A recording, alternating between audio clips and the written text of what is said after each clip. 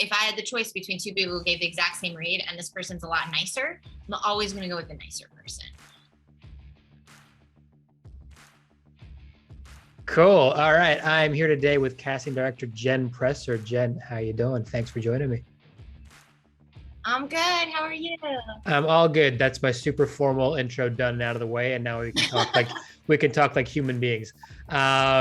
Yeah, I mean, thanks for joining me. I know we've kind of back and forth a little bit on scheduling this, which in my eyes is like a good sign. So, a lot of times I've scheduled with people in the past and they're like, yeah, when are you free? I'm free like whenever you want. COVID's locked us down and like whenever. But Yeah. now I'm finding scheduling for people is a little bit tighter again, which to me says people are busy again. So is that kind of the lie of the land for you? Have you been pretty busy with projects in the last however many months? Honestly, yeah, it has. Ever since about, I'll say like March, April, I feel like that's when the calls started coming in again and things started getting picked up. And I mean, you still have some productions who are a little bit more on the wary side of going back, but I've noticed that like a lot of people who are either like getting ready to go right before COVID and had to shut down, or who have kind of been working on stuff during the downtime are like ready to go.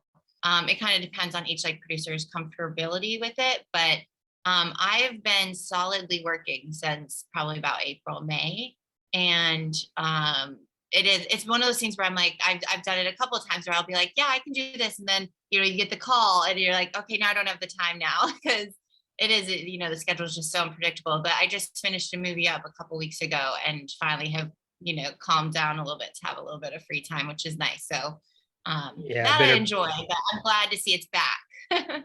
well, it's good to have the breathing space though, too, right? Like, I suppose the lesson of everything going off for however long it was kind of like, oh, okay, this is what it's like to take a break, and that's okay. And how do you kind of fuse that back into being busy again, but not just work, work, work, work, work, work, and then you have like Yeah. one day at Thanksgiving.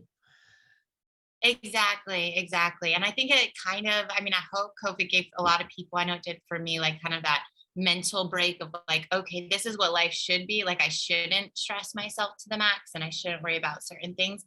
But also in that vein, it stressed me out a lot because it is like, I was just getting out on my own and then it all shut down. And it's like, you kind of got to keep the momentum, and that part became pretty hard. And so I'm glad that like things are back in the sense of like working. I'll just be happy when like networking is back, because Sure. then we can like, continue to work on getting our stuff out there. But yeah, I honestly, it's like, as you know, I am taking the whole month of December off. So it's been awesome to just like know that like I have, especially, I mean, this last movie I came off was really intense and a ton of roles and just like super, super busy. I don't think I took a day off. And now it's like one of those, that's one thing I love about production is once you're done, you can walk away and then you're just like, okay, I can take a break for however long I want now. How do you calibrate those kind of step changes in energy, right? Because it's interesting, like from an actor side, you get super immersed in a role, you're on set for weeks, months, and then you're not. And to your point, Yeah. like you're involved in a different stage maybe of the journey, but you're still hyper involved. And if you don't have another monkey vine to kind of sort of springboard onto, and you're just going to take a break, how do you find like that's easy, or do you find that can be a bit of a weird reacclimatization process? I'm curious about like the Yeah, shift. it's really odd because it is like, I think it is similar to other aspects of the industry where it's like you go, go, go, and then you just stop. There is some like here and there, like some, a little bit of like cleanup work after the fact, but it is like as soon as production starts going, like casting kind of just like goes to the wayside on films, I should say. TV you're still going, but it is kind of this odd like sense of like, okay, I was just super busy, I was getting 500 emails a day, 40 phone calls, and now silence. Like it is like and I think it takes like unique people in all across the industry to be able to do that, because most people would be like, oh no, what's going to happen now? I do think I've kind of learned to balance of like, I see it as I always just travel or take breaks when I get them. And I think some people maybe don't have that perspective in the sense of like, they just want to go, go, go. And they get more wrapped up in when's my next project coming? What if I never work again? And like I used to have bosses like that who just would stress so much that they would never work again. And I'm like, you've worked in the industry for 20 years. How do you think like, of course you're going to work again. It just might not be tomorrow. So, but now being on my own, I do get that sense. Cause like once this movie was like starting to peter out, I started to get some of that in my head or that self-doubt of like, oh my gosh, what if that was my last project ever? Like, what if no one ever wants to hire me? And then I started talking to people who I have, upcoming projects with. It's just a matter of when. And I was like, oh no, you have stuff. So just like enjoy this time off, like take, and that's why I'm like, I'm just gonna go travel. And because I find that, the minute you kind of get out of the Hollywood bubble, at least you kind of relax a little bit and you're not so into that whole, like, I must do all things all the time. Like, just stay relevant.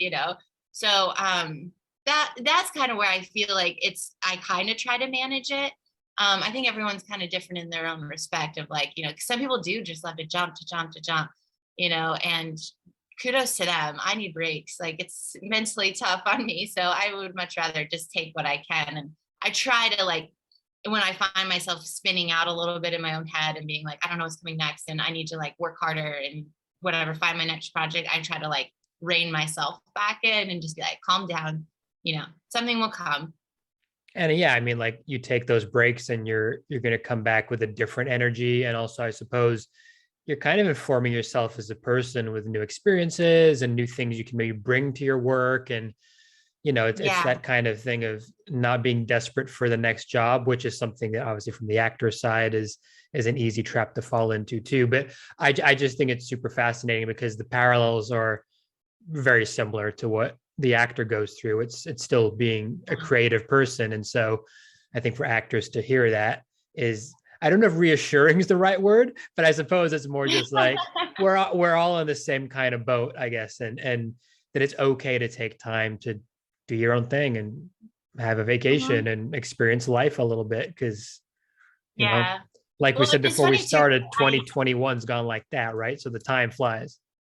Yes, yeah. No, it's so true. And it's like before I mean, I feel like again, I think it's a meme out there on the internet somewhere, but it's like, everyone in their head still thinks it's 2020 because like 2 years just went by. I think it's 2019. Forget Yeah. 2020. Like I Yeah, it's just so crazy, like how time just like stood still for 2 years. And to me, that blows my mind because I'm like, where did 2 years of my life go? Like, what do I, because, and I think part of it is measurable. Like, you don't really have a lot to show for those 2 years in the sense of like, maybe you learn new skills or whatever. But I mean, I feel like as adults, we're driven by our work at some point, and you're like, when you don't see any of those results coming out, you're like, what just happened? and because we're so project based, we kind of measure it based on, oh, that's the year I did that project or that film or that show or something that's kind of, I joined that particular circus for that period, as opposed to like, well, I was just working my regular job. That's a 9 to 5 in perpetuity. So, especially Mhm. in what we do, it's super earmarked by like really specific moments. And yeah, you're right. I think for me, it was didn't make anything, but I guess it was marked by what I watched, like Tiger King, followed by Yeah. this. Like that's the only marker I have for the different phases of 2020. It's what shows I Yeah. was binging. Yeah.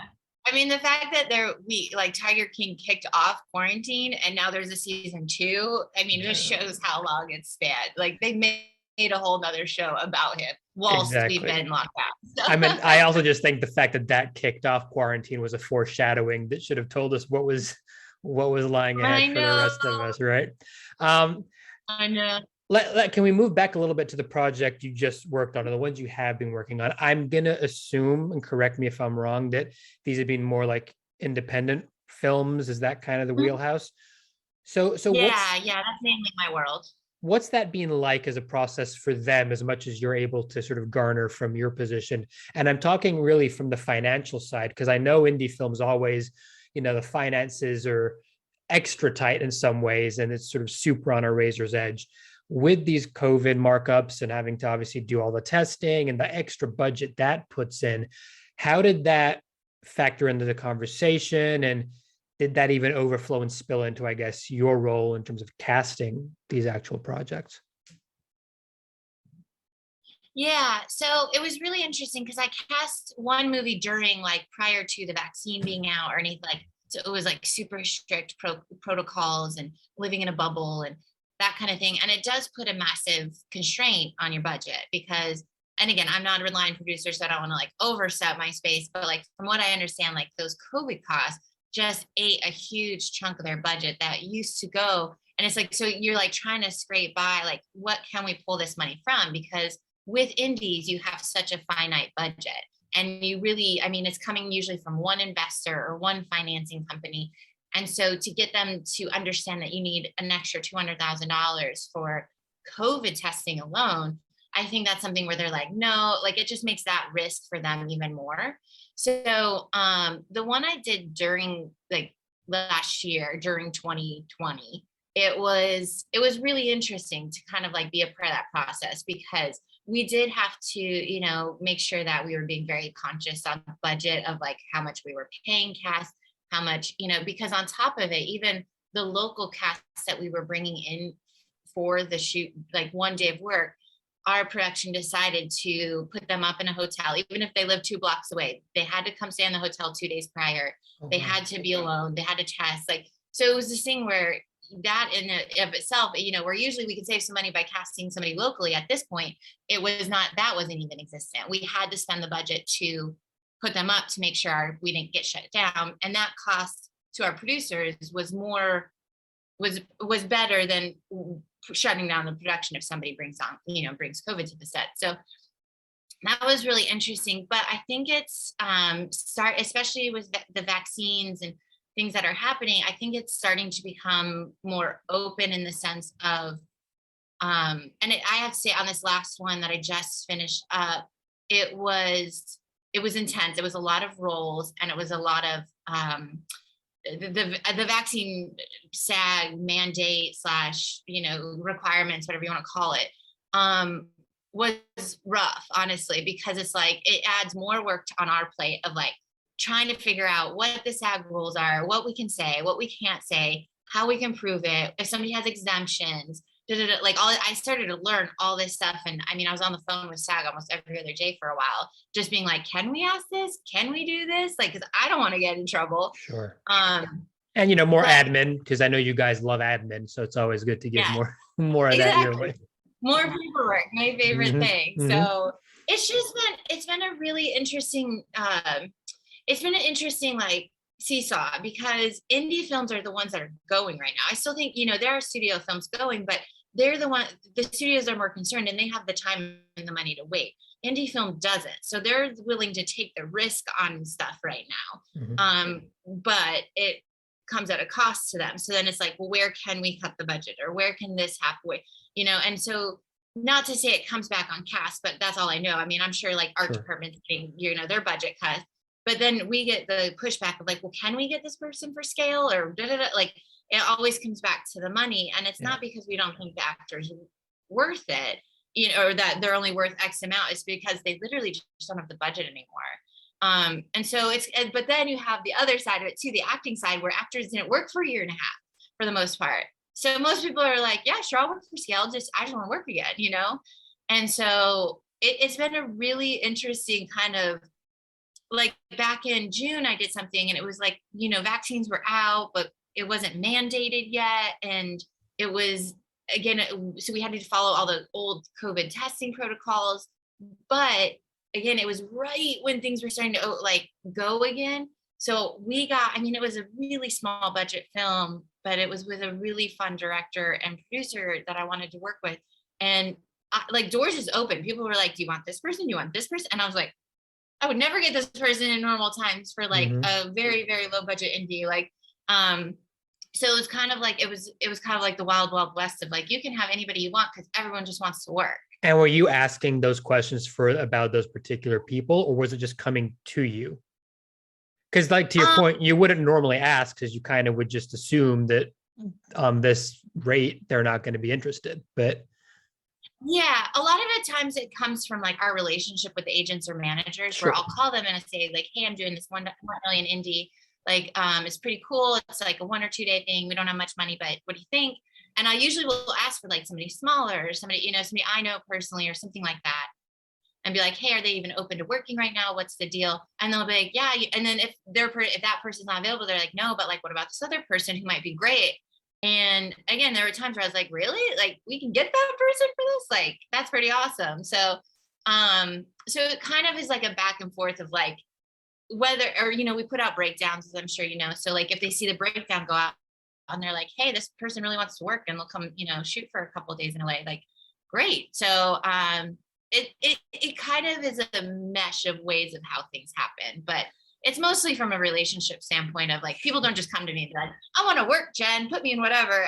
But No, they'll see sure. something. Yeah, I kind of meant through some kind of already existing channel as opposed to someone just randomly finding your Yeah. email. But yeah, I mean, Yeah. the fact that they're offering, clients that wouldn't normally be up for that is interesting. Do you feel like that's maybe symptomatic of a very specific moment in time that we've been in or are in? Or do you maybe feel that perhaps for some actors, at least, who are more air quotes named, they would still be open to that down the line, even when stuff's busier? I know it's a really hard fortune telling question to ask you, but what's your gut? Yeah. My gut is that it's a once in a life, like a one-off time thing. Like everybody was just like so starved for work. And like, I think we all kind of saw the writing on the wall that the industry wasn't going to really help us out anymore. Like it's like, we had like our unions helping us, and, studios helping us and stuff. And then it kind of, once the vaccine came out, it just kind of was like, everyone, I felt like, at least this is my personal opinion, is I kind of felt like they were like, okay, now you can work again. So we're no longer going to like give you hours or give you money or, things like that to help you pay for your health insurance and things like that. And that's where I've seen a big shift where like, especially actors are like, we need X amount of days or hours to keep our health insurance. So I'll take anything True. just to log those. And I mean, I feel like it was a bit of a harsh reality that Hollywood gave in that respect. I don't think they realized that, like, you can't just cut it off. You have to ease people back in, especially when you don't have, all the work that we used to have, because it is still not clearly it's not back to what it used to be, but it's not as easy just to like go out and get hours and, XYZ for your health insurance and stuff And like that's that. something you definitely want right now. It's like, you always want it, but especially now. So yeah. it's interesting when you, so, okay, if we circle to what a normal time would look like and you're getting a new project and they want you to cast it. And I'm sure sometimes the producers are sensible and know that super named actor isn't really going to be available for that project. And others, they're like, I want that person or someone of that ilk. And you're like, it doesn't add up. How do you kind of go about having those conversations? How does the sort of brainstorming around that work to get to a place of harmony, if you do reach a place of harmony? Yeah, it's interesting because the majority, I'll say like 90% of directors and producers understand the level that they're playing at. And so, but like I did have a director this year who I won't name, but she just like, she wouldn't listen. It was like, no matter who told her, whether it was, a A-list star's agent, manager, me, the producer, anybody, she just didn't believe it.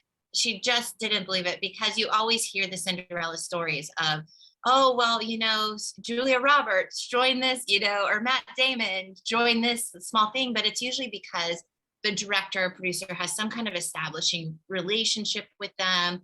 And they're like, yeah, I'll come shoot for a day or two and, help your movie out. But it's like usually like a 20-year relationship. It's just like these very unique stories that part doesn't get told. Sure. But all that everyone else sees is, oh my gosh, Matt Damon was in this really cool, like scene and this, or, and so it's like, it's a frustrating thing when you're dealing with somebody like that, because all you can do is say, okay, we can try, but then it's walking a tightrope, because you don't want to look like the one person being the casting director going to the agents and managers saying, I know this is crazy, I know he's not going to do it, but we have to make this offer.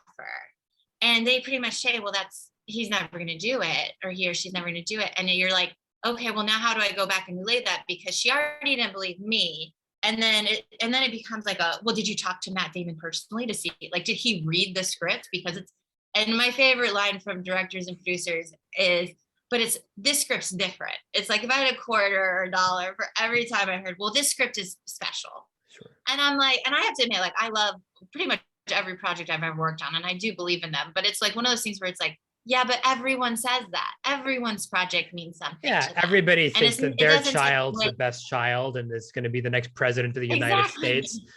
Not all of them. Let's be Yeah. honest. Some kids aren't always super pleasant. Yeah. It's just the truth.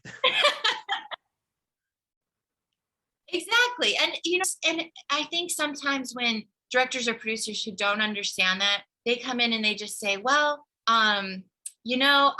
I want to, if I just had the chance to, like, pitch them my thing, or, they just have this, like, kind of unrealistic mentality. And it's like, if you just would listen for about 2 minutes and, like, find out who's actually right and good and who wants to do this, or because usually if you go to an agent of, like, an A-list star and, for a really, a small budgeted movie or something like that, and clearly they're going to say no, then they're going to come back and say, no, but, like, what about this, B-list star who is really looking to do this kind of genre?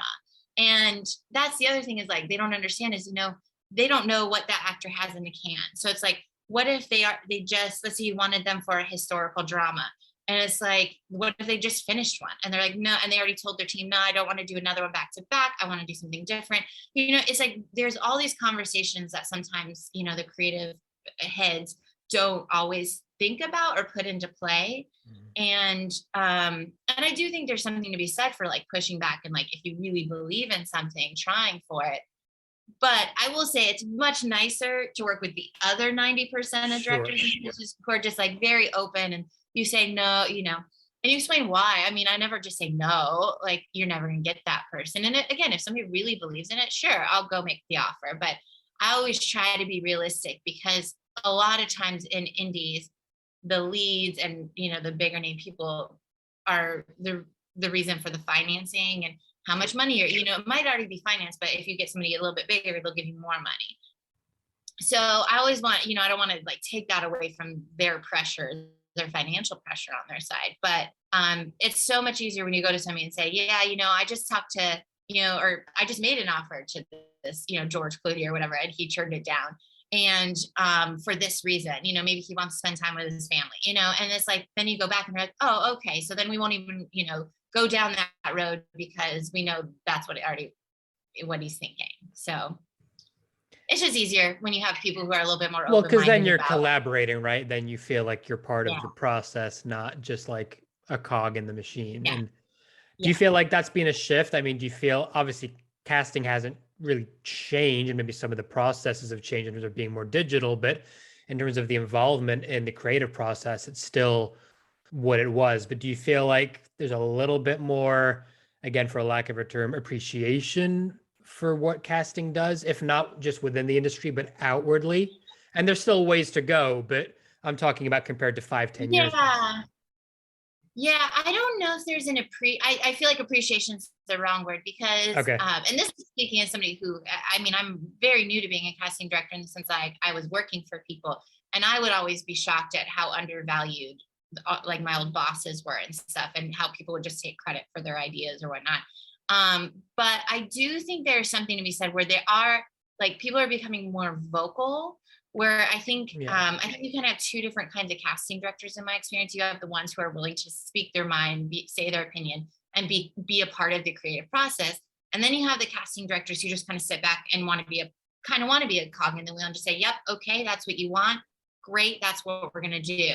And they just, and I don't think either way is wrong, honestly. I just think it's very different. And I think the people who are more vocal, I think that part is becoming more apparent.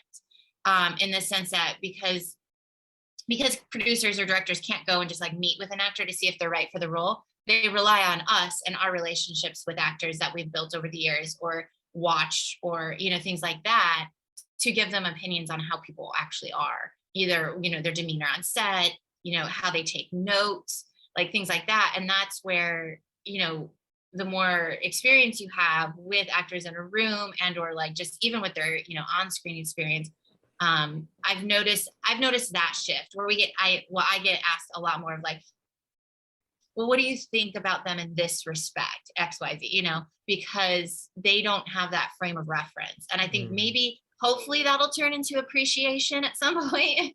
But I think that's the biggest shift I've noticed is they actually ask now, because before either they were in the room with them or they were just kind of in a social situation where they could find out. And now they can't. So do you think that a lot of that is down to pandemic COVID lockdown, or do you think that that was happening anyway?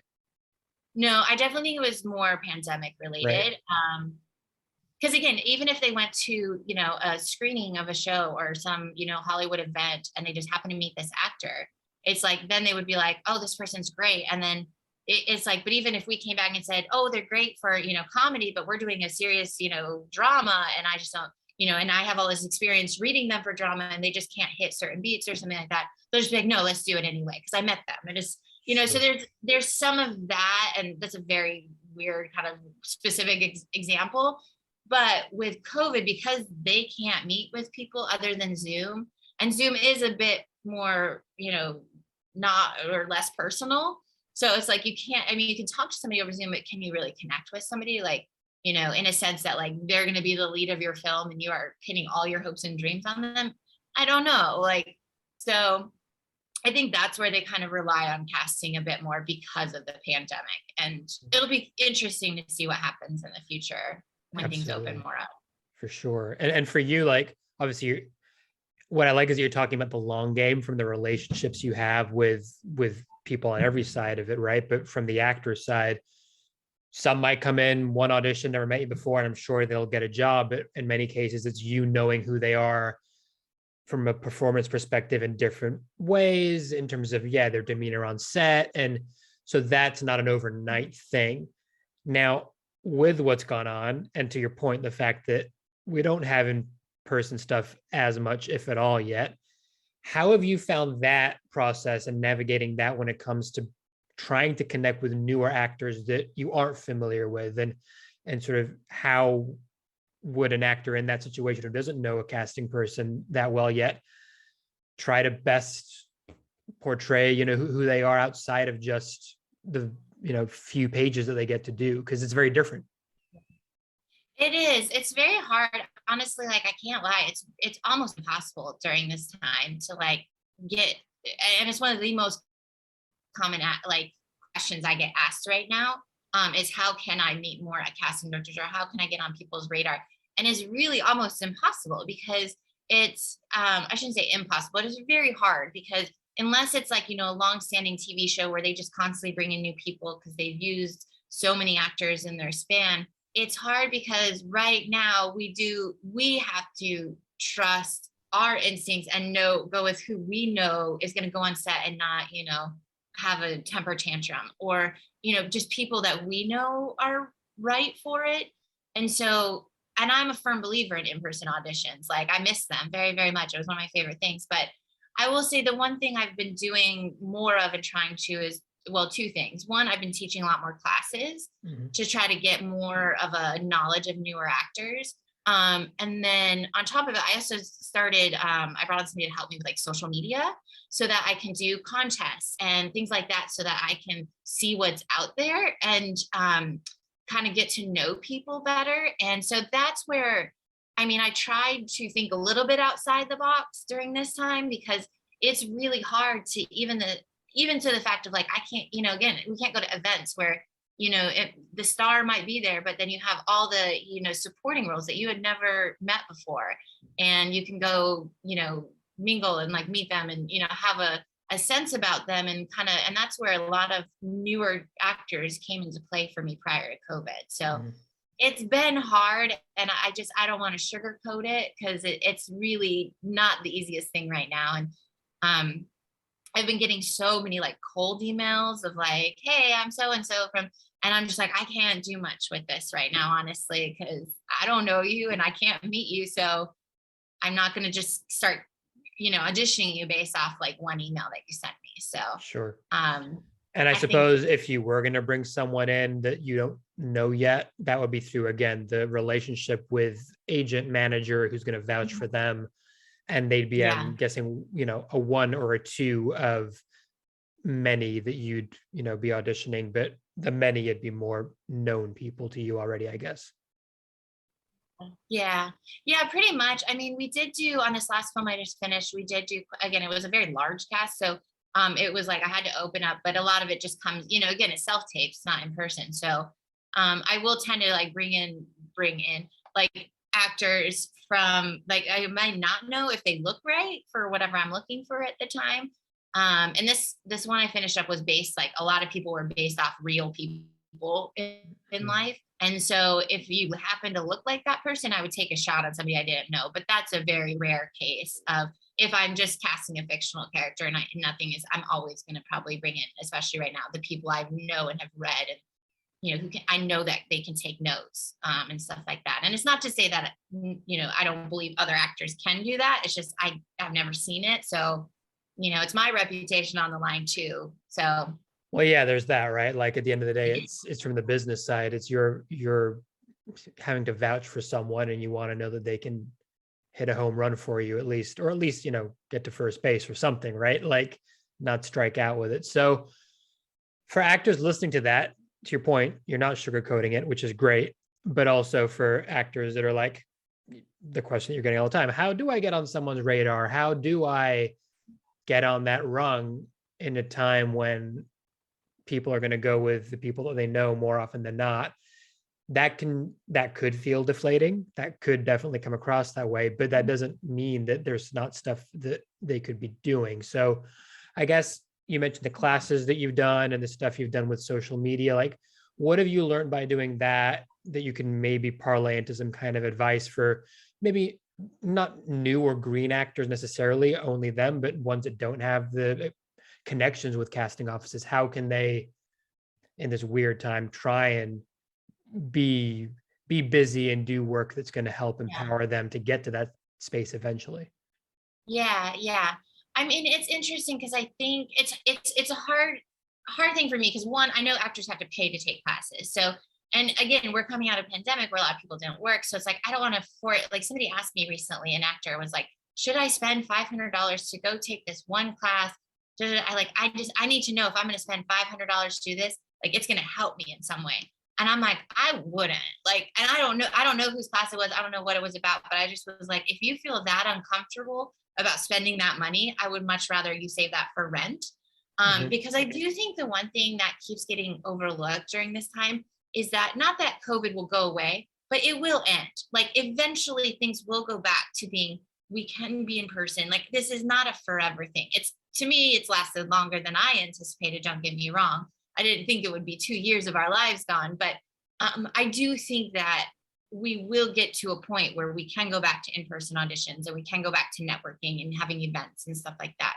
So I think it's something where if you can just kind of remember in your mind that this is a finite period of time and it's hard. And again, it happens to me all the time where like I'm not, I'm not checking in with my contacts enough. I'm not watching enough TV to like know more actors and and it's like you get really in your head about it. But I will say the one thing I guess maybe to be more active is just to kind of scour those things because I know a lot of casting directors are kind of in the same boat as me where like we're just bummed that we can't meet more people and have that interaction. So yeah, if you can like go online and I know like a lot of studios that do classes, make sure you do the reputable ones, please. But like do classes because that is one of those things that like will get you on the radar that maybe are a little bit more, cost effective.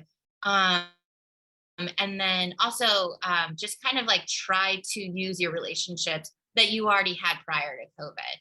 So if you had a relationship with two casting directors, go, check in with them more than cold calling the other 10. Because in my experience, and maybe some people are different, but I don't really respond to like the cold emails. And like, I was like, I don't know you, or, it's like, it seems a little amateurish to me because I'm like, well, why would I bring you in when I've never met you in my entire life? Like Mhm. that seems like a bigger risk over me calling my friend who's an agent and being like, who do you have who's new, who like, so I mean, reach out to your agent, or manager if you have one and try to see what they know of that might be happening. And I know a lot of my friends who are actors have been doing like, more of the smaller scale stuff of like just trying to stay active and because I do think that's something that, and it's not me saying like, go do smaller things, because I've done the same thing. Like I've taken projects that are much smaller than I've done in the past, probably, some of it was like, yeah, this is a great script. Plus I haven't worked, and why not? Like, and if it were real times and I was busy, I probably would have said, no, this isn't, this is too much work and I don't have enough time to give to this.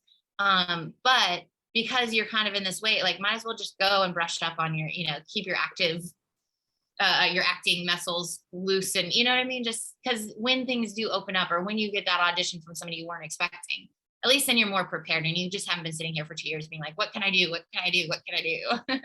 Yeah, no, absolutely. I think that idea of work begets work, and work doesn't just have to be like on the big TV show or the major film. It can be smaller stuff and just honing that craft. So definitely, I think there has been a lot of that going on, though. I think with workshops and actors kind of making their own work and trying to be busy, and then having something to talk about and maybe build a Yeah. bridge of connection with. I just want to kind of go back to one of the things you mentioned there around like maybe having the agent reach out or make the connection, and not having people reach out about something because you don't know them and they might not be right for that role. So just to clarify, and this is obviously just your personal preference, are you saying that you prefer to not have actors reach out about a specific role or project or breakdown only, but that you would happily have them reach out around just introducing themselves and not having like a give me something vibe about them, but more of a Yeah. here's my demo reel, just leaving it with you.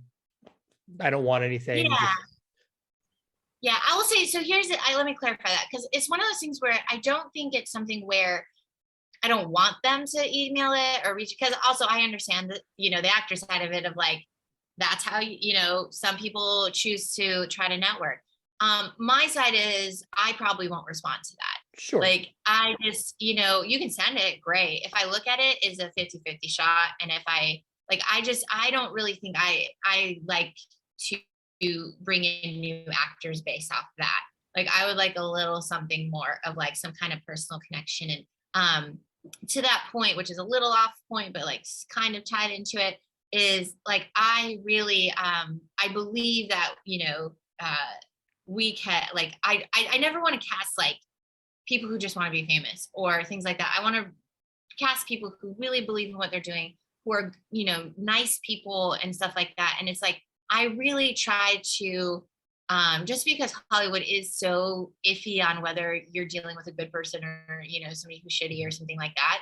I would love to, like, if I had the choice between two people who gave the exact same read and this person's a lot nicer, I'm always going to go with the nicer person. So when you cold email or shoot at me a DM or something like that, it's like great, but like I don't know you, and yeah, exactly, and I'm like, I don't want to put somebody who, because I'm a huge advocate of kindness and being a good person.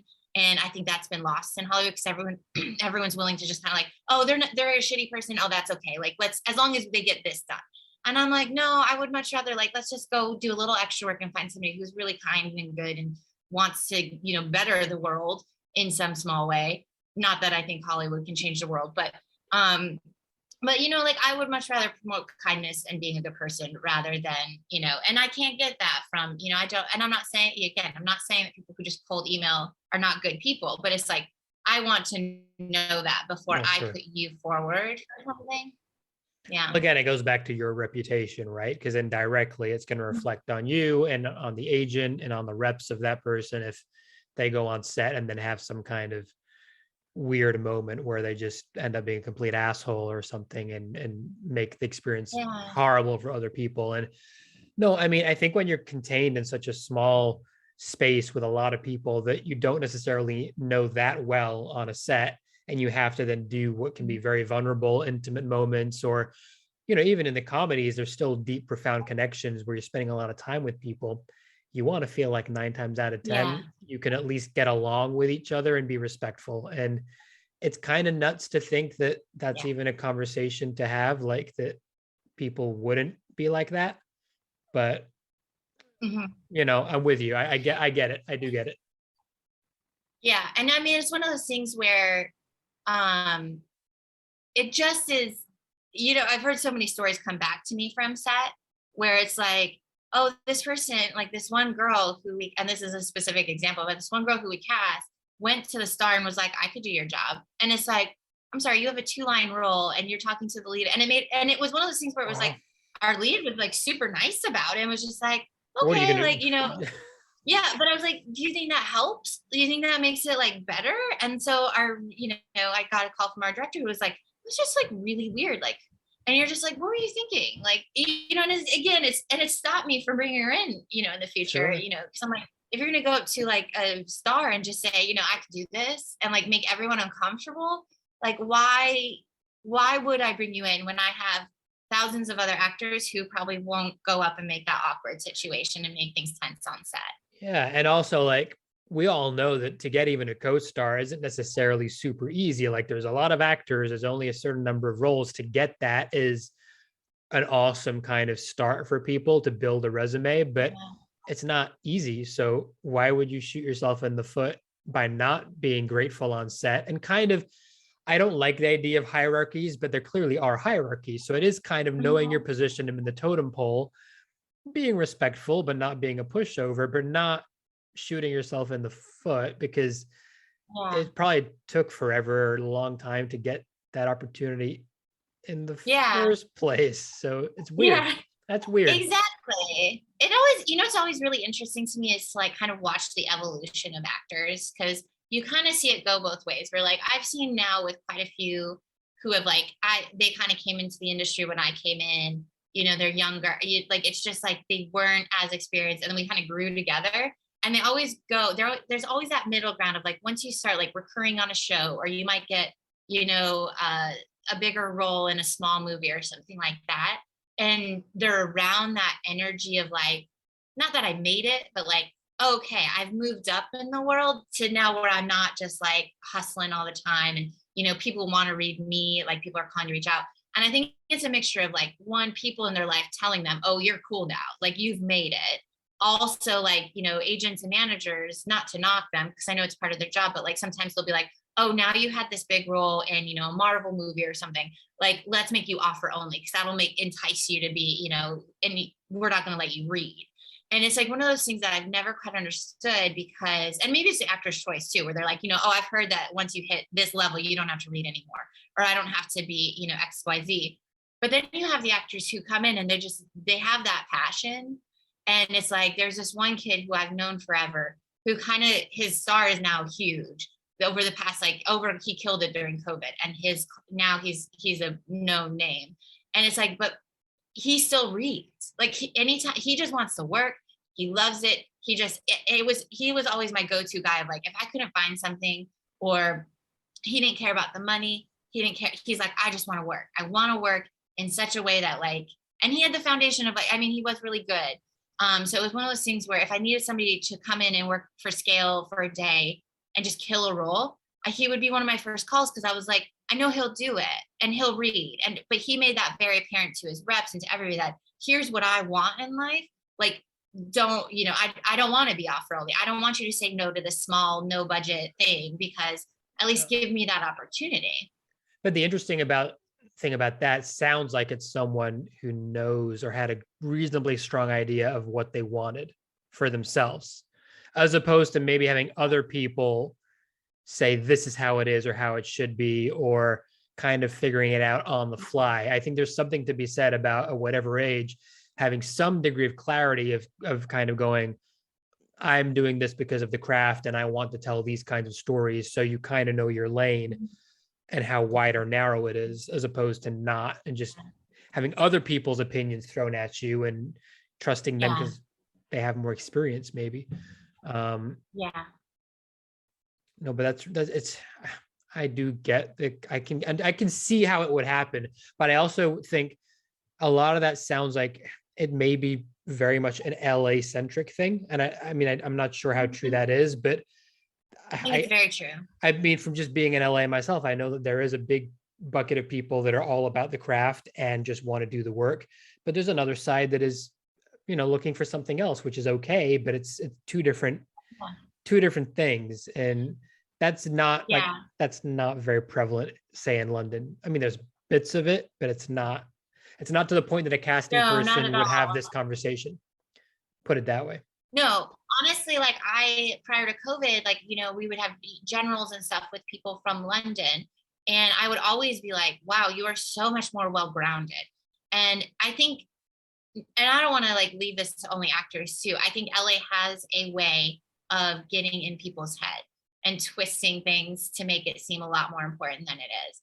And so, and who you are and what you are. And I've seen it across the board in multiple different, departments on productions where you work as, a grip on, a Marvel movie. And then you're like, oh, I'm hot shit. Like, I mean, it's like one of those things where it's like, it's a status thing in Hollywood that it's just not anywhere else in the world. And I agree. I think London actors, I always say this to actors too. I'm like, go to London and talk to actors because you will then see the difference. Like they are trained very differently than like in America, especially the ones who moved to LA or, whatever. It's really like, you're like, I want to be an actor. You like, and it's not that say that's not your calling, but that's all it takes is you saying, I want to be an actor. There, they have to train for years and have, everyone gets kind of weeded out. And then after they've trained and everything, that's when they get an agent. It's not because they did a TikTok video or they did, like they just moved to LA with a hope and a dream. And, some people, I do think sometimes actors can think it's their passion. But I don't think, especially in LA, I think it's lesser. So I think a lot of people just want to be famous and have that like credibility to their name. Well, that's a life thing though, right, Jen? Like that's sort of you get to a certain amount of experience in life, which could come at any age, but obviously age helps. And you'd like to think there's more perspective on, once you hit a certain point, you're like, actually, I don't really want that, but I still do enjoy that. And that's the thing. Yeah.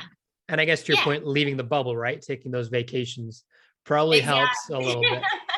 Yeah. And I honestly, it's one of those things too, where I've seen actors leave for a while and then come back when they're 50 and they do so much better because they've come to that realization of this is really what I love. Where I think sometimes, no matter what stage in life, if you're still, at it, it can just become a little marred in LA of like, oh, am I really doing this because I love it? And part of that comes from my perspective of, are you doing it because you love it or do you do it because you want the notoriety? Because if you really love it, why won't you do this smaller, really cool thing? Or you're letting, again, one of my biggest questions I get asked and the advice I give is, okay, for actors is make sure you are hands-on with your career. Like I would never like hand over my choices of what movies I take or what projects I take to somebody else. Like this is my career, my thing. And I see actors so much just go with their agents and go with what their managers say.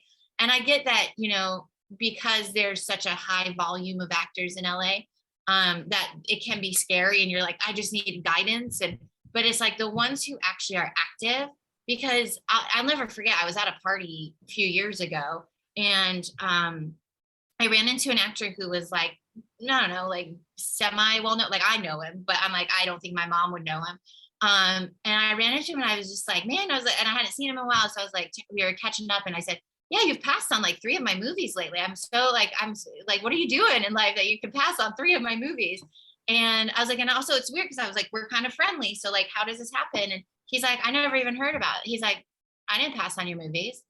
And I literally at the party pulled up my phone and I was like, here's the email from your agent saying you passed on this one. Pull up another, you passed on this one. And he was like, I didn't even know. He's like, I said, well, did you give your agent the right to pass on things that he didn't think were right for you? He's like, well, yeah, of course, but I didn't think they were going to pass on like these kind of things. And I'm just like, it blows my mind. I'm like, why would you ever let somebody do that? I would never let somebody dictate that in my world. So it's like letting somebody be the signatory on all your finances and just letting them spend your money without you knowing what they're doing. It's, that's, again, though, that sort of goes back to fully kind of having a good idea of what it is that you want to do or your career to look like. And whilst you can't maybe control that to the nth degree, I don't know. I feel like that's a big part of the work that's not implicitly maybe craft based because it's not craft, but it's still a big part of the job, like to really go introspectively and ask the questions to yourself as an artist, like what what stories do I want to tell? What kind of work do I want to do? What would that look like? And I don't know. I don't know if that's been a prevalent conversation point in the past for actors. I think it's easy, like you say, to just go in, do class, go and start getting on the wheel of audition, audition, audition, audition, audition, and you don't take the time sometimes to think about, but wait, like what the fuck do I actually want to do? Because I'll blink and be 60 and then and maybe not done anything that I even enjoy. And I think, yeah, you're so right. Yeah. Like it's everyone's individual career. So why would you give the keys to the car to someone else? Yeah. And I don't want to knock agents and managers because they do. And I have very good friends who are them, but it is one of those things where like, I try to create a little bit more of a realistic view because again, actors put so much weight into agents and managers. Again, one of the most common questions I get is, do you like this person? What about this agency? I love, by the way, Jen, that you're just asking questions to yourself and I've not really asked you many at all. It's great. It's like, I'm just going to chill. I'll just have a drink. Jen's going to just ask us. No, I love it. It's great because I'm like, these are all these great questions that I don't have to ask because Jen's already doing it. No, but it's good because clearly it comes up a lot. Like I don't want to not have you answer them, but I also don't want to answer the same kind of rota questions that people probably ask all the time because I want new perspectives of what you're about. But with this one, I think, like it does come up a lot. Yeah. Like who should I go with for this headshot or for this rep? And it's kind of a personal thing though, right? Like, do you vibe with them? Exactly. Yeah. And I will say the only reason I bring it up is because I'm like, to me, I'm like, I don't really like, again, it's like, who do you like? And who do you put like the weight into? Because I think, especially when you're starting out as an actor, you probably put a little too much weight into your agents and managers and to what they're saying you need to do. And I don't know how to fix that, honestly, because if you don't know what you're doing, you don't know where else to go for the information. But again, maybe hopefully getting the word out more will change that, but you just never know. Well, I mean, this is kind of a question I've asked a lot over people over the past few years, which is more around, again, that mindset element, because I think that's what it indirectly boils down to. But again, I don't think there is an answer to your point on how you actually do that, because it's different for everybody. Like life experience and taking time to actually nurture, your self-awareness, which is kind of totally aside from acting, but also completely related at the same time. And again, I've been there. We all have. When you start out, you get on the hamster wheel and you think you have to do all these things, and maybe you do, but I think there needs to be, to your point, less false idols, I suppose, in terms of putting all of the power into something else. And I do think the pandemic's changed that. I do think, having more people like yourself talking, whether it's on forums, podcasts, Q&As, workshops, has, I think, let a lot of actors really see the veil drop a little bit and not feel like all of the power is with someone else. And that whole, like casting is the gatekeeper, all that stuff. So hopefully it's changing a little. Yeah, I agree. I think it is. Okay, I like to wrap these things up with questions because I've not asked any. Okay. No, I'm joking. I'm just messing with you, but I'm enjoying messing with you. No, I take 10 quick fire questions that I've stolen from inside the actor studio because all good art is theft. So I'm just going to ask them whatever comes to mind. Just go with whatever your instinct is on the answers. The first question is, what is your favorite word? My favorite word? Yeah. I have no idea. I'm good at pineapple. Okay. Let's go with pineapple. What's your least favorite word? Oh, negative. Okay. What turns you on creatively?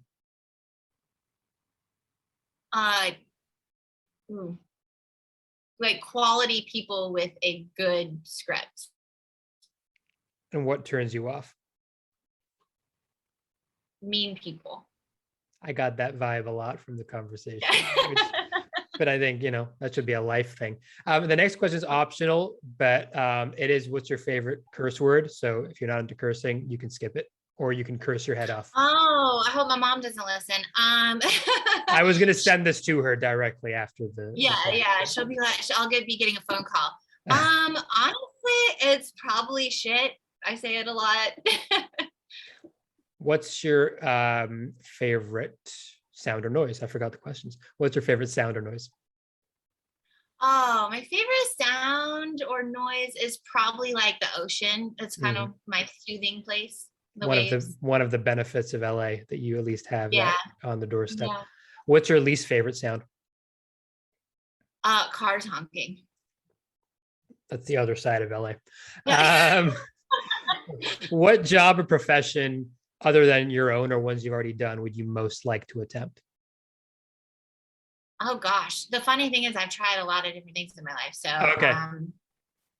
yeah, I was supposed to be a baby nurse. I was supposed to be a NICU nurse. So Okay. that was my first attempt of something outside the industry. So probably that, or Okay. yeah, probably that. Very different kind of thing to obviously what you're doing now. Like, Yeah. how did you go from one to the other? Well, so uh to make a very long story short, I actually always wanted to be in entertainment, but I went to a private high school that was super small, very, remote. And my advisors told me that the entertainment industry was not a attainable goal. So she was like, you need to find something more realistic. And my grandmother was a nurse and I had always heard about it. So I was like, I'll try it. And so my first 2.5 years of college, I was a nursing student. And then I got into like practicals and I started shadowing somebody that I knew who worked in labor and delivery. And one, I almost passed out when I first saw my first baby delivered. And so I was like, well, that's probably not good. And also, I started to have a real huge aversion to needles. I couldn't watch the needles going in. Okay. And so that was when I switched. I was like, I can't do this anymore. I don't think I'll ever get over this fear. Yeah, that'd do it. Those are two things that you're probably going to be around a lot in that line of work Yeah, as well, right? yeah. Also, like, way to go, school, for crushing dreams early. I Uh, know. I was like, I'll never forget that advisor either. Cause I'm like, I just couldn't believe, like, now being an adult looking back, I'm like, how would you tell like a 16-year-old, like, like, that's not, I mean, you can say it's hard. It's going to be a hard road. And like, it's not like you can just go get a degree and become a casting director, or I wanted to be a producer when I first started, but like, you can just go do that. It's like, yeah. no, you can't. You can't do that at all. Yeah, that's super narrow-minded and like just limits you to having at 16, you can mess up a gazillion times and try different stuff and still Exactly. be more than fine. But Yeah. so the next question is, what job or profession would you never want to attempt? And I'm gonna say, is it a career advisor or is that just one individual career? One, I don't think I would ever be qualified to do that. I honestly think like my least, like, anything that requires being like monotony of like just sitting behind a desk all day is something I can't, like, it just would suck my soul out. So Yeah, I mean, I think that's what it does to most people. Just I think a lot are happy to go yeah, along with it. Um, yeah. Final question, a little bit more ethereal. It's, when it's all said and done, what would you like the story of your life to be? What kind of legacy would you like to leave behind? Oh, that's a cool question. I honestly, so I am religious and I hope that I make God proud. Like, that's all I want, is I want to be remembered as like a good person that, like, and I can be tough, I can be harsh, I can be mean. But I want to be fair. I want to be that person who just, like, everyone was like, hey, she was a tough egg, but she never lied, she never stole, she never, it was just, I want to be who I am and be open about that. And yeah. Awesome. I love that. Well, listen, Jen, it's been a blast chatting with you. I really Yeah. Thank you appreciate for it. having me. My pleasure. I always give the last kind of word to the guests, so I'll leave it with you if you want to let people know where they can connect with you online, on the socials, if you want to. And I guess really, if there was a final message or thought you want to leave people with after our chat that might encapsulate it, whatever that is for you, like, what would be the final thought? I have an idea of what it might be, but I'm going to see if you surprise me. Something I've already said about 10 times. No. Maybe. No, so you can reach me. I'm pretty accessible. I actually have 2 Instagram accounts. My personal account is just my name, Jenn Presser. It's literally nothing business related, though. I will say it's all my travels. It's mostly for my mom, like so she can know where I am in the world at all times. And then I have my business account, which is Breakaway Casting, and that is where I kind of update things. That's where I'll do my contests. Like, I just kind of, and I've started again. It's a new COVID thing for me, but that's where I've started to connect with the most people in this time. And then, or you can email me. My email's online.